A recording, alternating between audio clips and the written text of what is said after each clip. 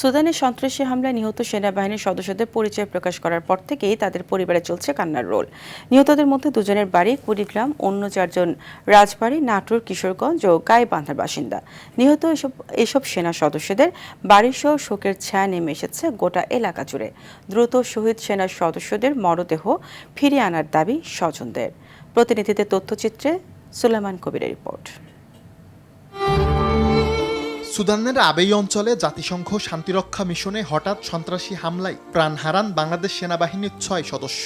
রোববার এক সংবাদ বিজ্ঞপ্তিতে শহীদ সেনা সদস্যদের নাম প্রকাশ করেছে সেনাবাহিনী। প্রাণ হারানোদের একজন কর্পোরাল মাসুদ রানার বাড়ি নাটোরের লালপুরে। আপন ৩ ভাই চাকরি করতেন বাংলাদেশ সেনাবাহিনীতে, তবে মাসুদ রানা এখন অতীত।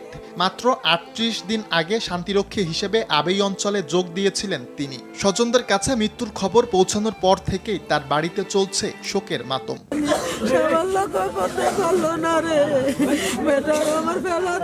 ভাইয়ের সাথে অনেক স্বপ্ন দেখে, ভাই যুক্তি করে আমরা বিদেশ থেকে এসে বাড়ি দেবো। একটা তার সন্তান হয়েছে, তার ওয়াইফ আছে।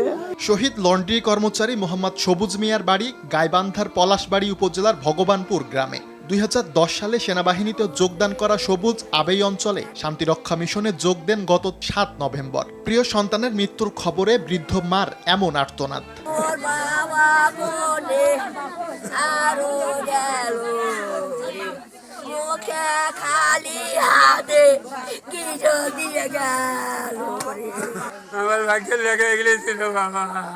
আমি এখন পর্যন্ত আমার বিশ্বাস হয় না সে মারা গেছে। আমি কখনোই বিশ্বাস করবো না যতক্ষণ না আমি ওকে চোখে দেখবো। এই কান্না ও আহাজারি সুদানে প্রাণ হারানো সৈনিক শান্ত মণ্ডলের মা ও স্ত্রীর। তার গ্রামের বাড়ি কুড়িগ্রামের রাজারহাটে। প্রাণ হারানোদের মধ্যে রয়েছেন একই জেলার উলিপুরের সৈনিক মমিনুল ইসলাম। তার বাড়িতেও চলছে শোকের মাতম।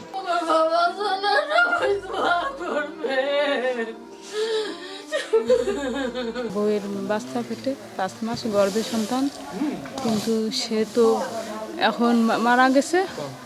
কিন্তু সে তো মারা গেছে, তা এখন কিভাবে চলবে?